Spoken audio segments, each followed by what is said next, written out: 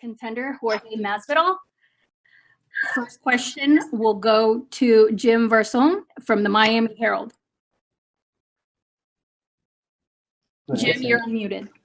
All right, thank you so much. I just wanted to know, first of all, just what is it like to get in here, be part of this super card, and also be there at Fight Island? This is the first big event ever at Fight Island. I love popping cherries, so it's pretty cool in that sense, you know, to be the first to headline here in Abu Dhabi and stuff. But much like I said leading up to my last fight, I try not to get too involved in the moment because I might get overwhelmed in the moment. So I just keep reminding myself, no matter how cool this is and how many cool things I'll do along the journey, it's just a fight, and I gotta keep reminding myself it's just a fight. So right now, my emotions are, I don't let myself get overwhelmed by everything cool that's happening and stuff. I'm just here to fight. You know, if it was here in England, Mars, Saturn, I'm just here for a fight. And Gamebred, what is it like with the time differential that'll be in place for this fight? Does that even weigh a part in your mind, or that doesn't even matter what time the fight is? It matters because not only did I have to get adjusted rather quick to the time here, but I have to get adjusted to fighting at 8 in the morning. Go figure. Besides a little bit of weight that I got to cut, you know, so it makes the journey a little bit more memorable. How has the training been? Did you do anything even to like help Dustin get ready for his fight or anything like that to just stay in shape, even though not knowing this fight was going to be here? Well, I definitely gave Dustin and a couple other friends of mine a couple rounds in sparring and wrestling, whatever they needed. I just wasn't trying to get burnt out, so I wasn't in the gym every day. I was doing other things like running beach or swimming, playing spike ball, different things to just keep my body active, lifting weights, doing circuits. As if I'm at the gym all day long on the mats, I feel like I would have got burnt out with no opponent, no nothing. And when I would have had a fight, you know, I could have got a little burnt out. So I decided just not to be in the gym full time all the time. But I'm in relatively pretty damn good shape.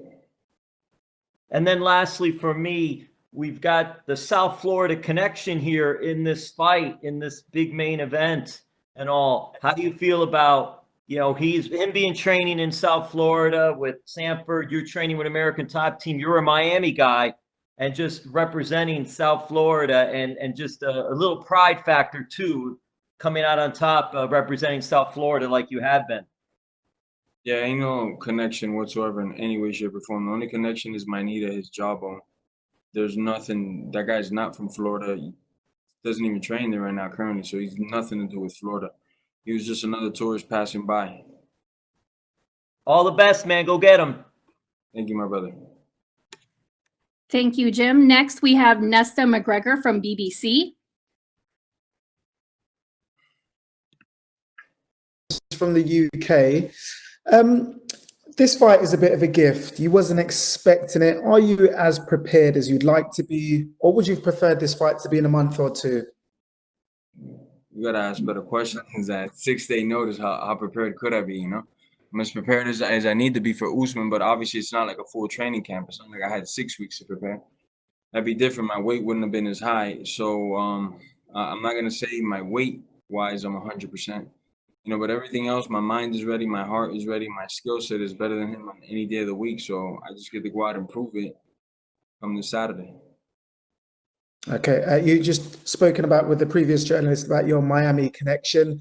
We all know your story, you know, from fighting in squalid gyms to this. If there's a movie about your life, who plays you and how does it end? Do you have the championship on Saturday? I have the championship and a lot more on Saturday. And who plays me? I don't know. A lot of these Hollywood actors are a little wishy-washy, and I wouldn't want these guys portraying me in any way, sense, or form, a lot of them. So it'd be tough to find the right one. No worries. It sounds like you'll play yourself. Thank you very much and good luck. Yeah. Thank you, my brother. Have a great day. Thank you. Next, we have Jeff Wagenheim from ESPN. Hey, Jorge. I apologize if someone asked this because I had to jump on the call a little bit after it started. But with Mike not able to be in the corner, have you settled on all of who will be in the corner? We have one fewer person, or have you enlisted somebody else to to be there with you. Yeah, we'll have an extra person. Secret weapon of mine will be there. We're ready to go, man. It obviously sucks. I really wanted Mike Brown to be right there in the corner because he's put in so much mat time, phone time, tape time, running alongside of me, cutting weight alongside of me. We were friends and sparring partners and training partners long before he became my coach. So when he took on the role as one of my head coaches, has brought me this far. It's just devastating news when I found out that Mike Brown was not going to be in my corner. But the show must carry on, and Mike will be there in spirit. And I got to do this for my boy, man, Mike Brown. So, secret weapon. We're not going to say who the secret weapon is. We want to keep the suspense going until Saturday.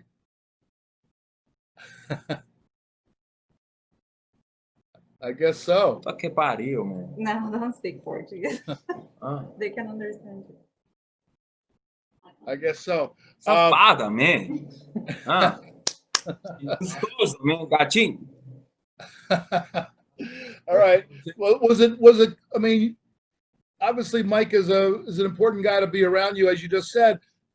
Then, when he tested positive, were you concerned about yourself being able to? Obviously, you passed tests, so it looks like we're all set. But did you have some concern right away? Like, man, we've been training together. He didn't look like he was sick, and all of a sudden, I've been training with this guy. Am I gonna get bounced from this fight as well? Well, we would need a lot longer than this interview for me to break down what's going on with this coronavirus, what my opinions are, and from asymptomatic people, and whether this thing was made in the laboratory or not. So we're not going to even get into that. But I know God's got my back, and I knew I wasn't going to be sick. I'm not. Sounds good. One last thing. You mentioned that when you first got the call saying that you were going to get in this fight, you had called your dad, but you waited till you got home before you actually told him about the real details. And I'm wondering, like, where were you when you first got that call, and how could you walk us through that and get a little more detail about where you were and how long it was before you actually got to tell him? It was 4th of July, America's birthday. And though a lot of people were trying to stop that day, which I don't know why they were trying to stop America's birthday from celebrating protesters and stuff, I was at a good friend of mine's house, Abraham's brother Malcolm, eating barbecues and, with the family. My family was there. His family was there. We had fireworks going up, and we were negotiating the deal when it finally got signed. So I told my father, and I just teased him. I have really, really good news, but I can't tell you what it is and this and that. And then when I got there, I told him, and he was happy as could be, man. That sounds great. As well he should be.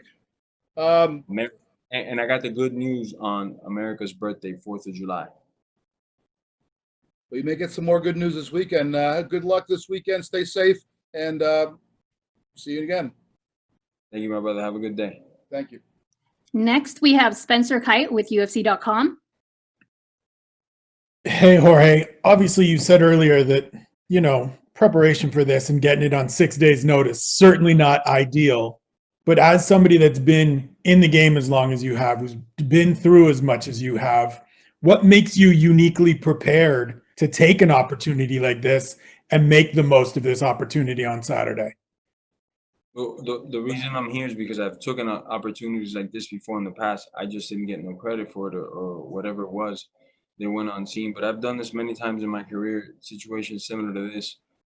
So that's it. I just got to take advantage of it. At the end of the day, it's a fight. It's not a math test. It's not an SAT thing that I maybe not be the best at. It's what I love to do the most, what I've done since a child, my fascination since youth. So I just got to go out there and believe in myself and give it everything I got. And on top of it, my opponent, I don't got faith in him. I don't, there's other guys that I would have said, maybe I need more than 6 days, A lot of guys that I fought in the past that I wouldn't have took it on 6 days. Usman's like the perfect guy to take it on 6 days. What makes him the perfect guy to take it on 6 days? Well, besides him having 17 different personalities and me not knowing which was going to show up the fight, I think he's weak-minded. I gotcha. You mentioned in there doing stuff like this before and not getting credit for it at times. This last year, you've gotten a ton of credit, a ton of recognition for the year you put in. What does it mean? What has it been like for you to finally be getting some of that love, to finally be getting some of that attention and having people start to recognize and appreciate things you've been doing since long before people started paying attention last March. It's amazing. It truly is. I just thank God for it. You know, I had a good year to myself to reset my mind, get everything right together in my head, body, soul, spirit, and then come back to the sport and give it my all again. It's just amazing that the world took notice this time, and it's really been a blessing. And given that, and given the journey that I know you've been on and that we've talked about in the past, what will a victory on Saturday mean to have bet on yourself this whole time, to bet on yourself here and stand triumphant in the octagon on Saturday night? Means a lot, my brother. I've been doing this 16 years professionally, like I said earlier. It's gonna be 17 in a couple months, and what exclamation point, right? They say this guy's the best in the world, and he's the worst out possibly for me out of the top 10 guys. It's all these things going against me before I even get in that cage. So leaving with that belt, it's gonna be pretty cool. All right, I appreciate it, man. All the best. Good luck on Saturday night. Thank you, my brother. Thank you, Spencer. Next, we have Carlos Contreras. Hola Jorge, ¿me puedes escuchar ahí? Sí. Estábamos en Miami hace 5 meses más o menos cuando Dana dio la noticia, fue el incidente ahí con Kamaru. ¿Sientes que fue destino que de todas formas pasara lo que pasara, esta pelea iba a suceder en Fight Week con todo lo que se dio en los meses de negociación, todo? Garantizado. Yo creo que fue de más allá de Dios Todopoderoso. Dios no le gusta cuando la gente se mete conmigo. Y el UFC me estaba tratando de meter el pie, regalando el puesto mío a otra persona que lo iba a aceptar por mucho menos dinero de lo que debe esa misma persona coger. So, Dios no le gustó eso para nada y sucedió lo que sucedió y aquí estoy, listo para el combate. ¿En algún momento salió de tu cabeza Usman o como dice Dustin, seguiste trabajando y pensando en que podía darse esta pelea con las condiciones que tú querías? Nunca salió de mi cabeza, pero no estaba en mi cabeza. Si pasaba, pasaba. Si no, no, yo sabía que en el futuro algo iba a pasar. Pero como te dije antes, Dios no le gusta que la gente se meta conmigo. So, aquí estoy. ¿Cómo has sentido la respuesta de la gente? Porque obviamente Gilbert ascendió muy rápido, pero hoy parece que este evento lo quiere ver más gente. Parece ser que es un evento que va a vender más pay-per-views. Mucho más porque gente lo quiere ver. Desde que yo he entrado, las preventas han subido por el techo, la cobertura de la pelea ha subido el triple. Son números nomás, no estoy hablando opiniones. So, es garantizado que yo he traído un público completamente diferente, una energía completamente diferente de más de que esas dos personas tenían combinadas. Se ha hablado mucho de este dato de las casi 50 peleas para llegar a la pelea del título para ti. ¿Representa algo el cinturón? Porque sé que siempre has hablado de que a ti hoy te interesa más el dinero. Hoy la pelea del dinero es la del cinturón, obviamente, pero que a ti te interesa más hacer algo por tu familia, ¿no? Sé que tener a tu papá contigo en Estados Unidos ha cambiado mucho tu forma de ver las cosas. ¿Representa algo a ti ese número? Primero. Y luego, segundo, creo que hay mucha gente que se quiere olvidar que ya peleaste por el título en Strikeforce. Sí. Bueno, mi hermano, yo siempre siento que los latinos trabajamos el triple de duro y los pagan mitad del precio. Eso ya tenía que venir a un fuerte no. So, por eso que la pelea se cayó al principio, no me estaban dando el valor mío.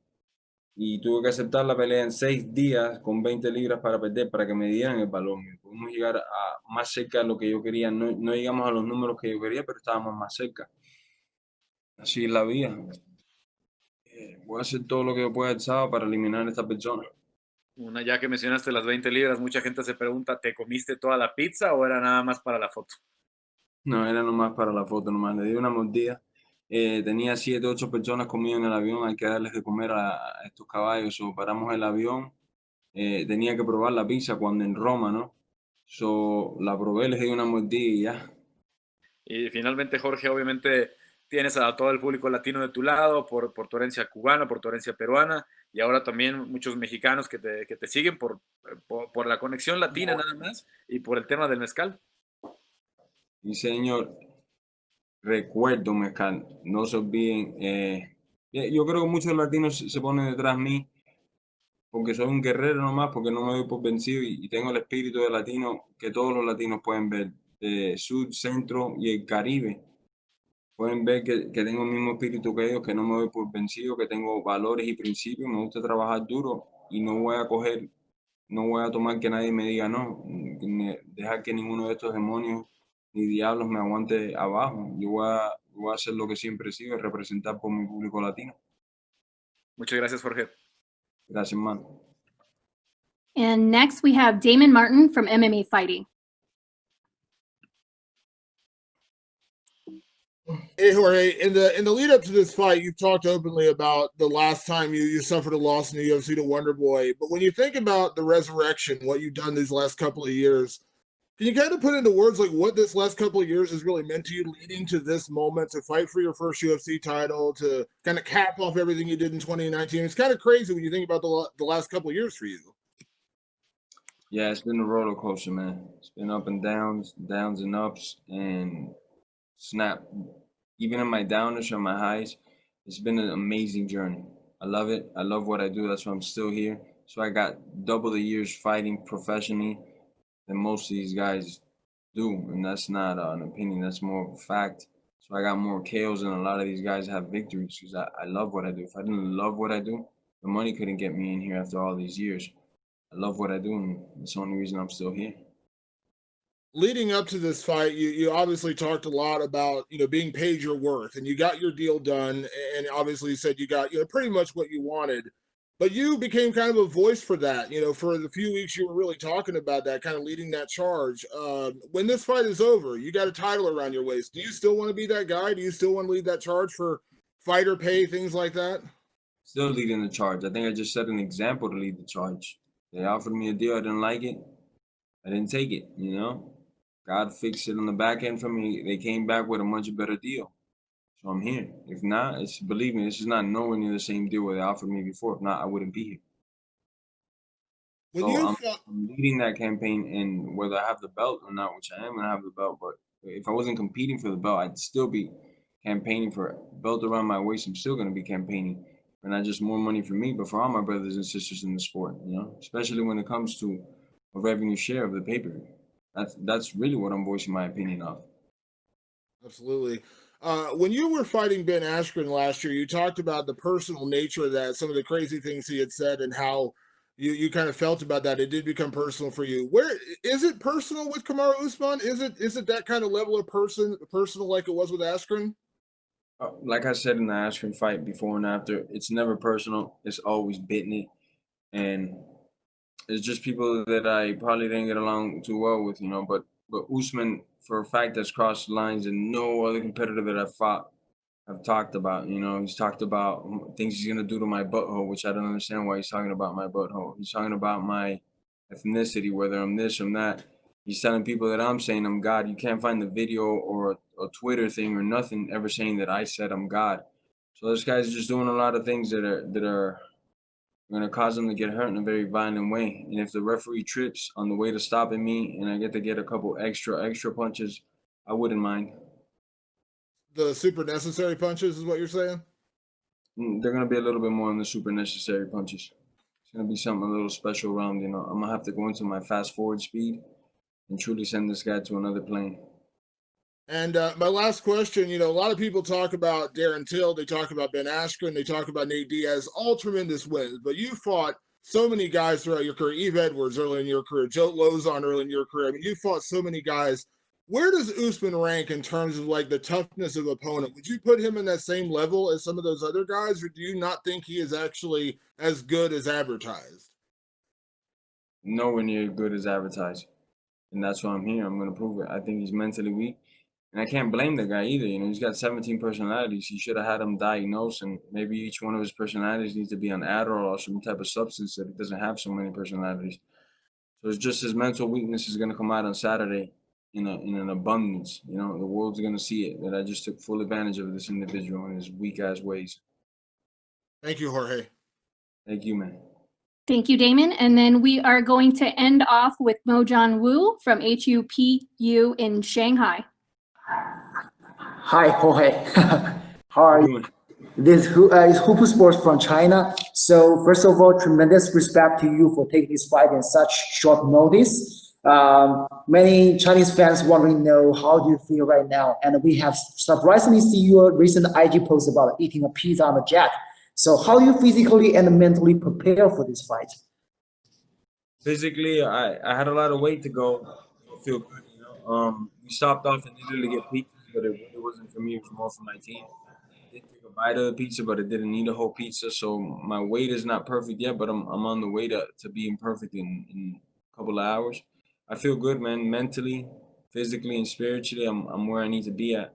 All I need to do is just wake up and compete. Okay. So we all know you are very skillful and thoughtful fighter. But honestly, would your coach Mike Brown's ambitions would bring you any challenge for this title fight? Definitely, just as a motivational factor, just as from to draw from inspiration, somebody that knows me very well, and then on top of it, I think he's one of the most technological guys in the sport. He's just state of the art, you know. So it sucks that I don't have one of my best friends and my longtime coach there with me. But the show must carry on. I must do what I must do, and I'm just gonna do it a little bit extra more artful and painful since I didn't have Mike there. Yeah, thank you. My last question is, many Chinese fans knows you from three things. The first is three fights, and the second thing is three pieces, one soda, and last thing is the craziest 5-second knockout. So your image in the mind is always related to brutality and masculinity. So how do you really look like in the real life when you are not fighting? Well, I'm not punching people in the face that are not pro fighters in real life. You know, it's not like I'm some animal that is just attacking people. My if you don't disrespect me, I won't disrespect you type of person. And I got a lot of love for every individual, every human being. I think God created us all, so that's why I call everybody my brothers and sisters. You know, so I, for the most part, I get along with most people. It's just in my sport, there's a lot of idiots, man, as you can tell, and there's only one way to deal with these idiots and these animals, and that's Okay, good luck on Saturday. Thank you. Thank you. Thanks, Jorge. Good luck this weekend.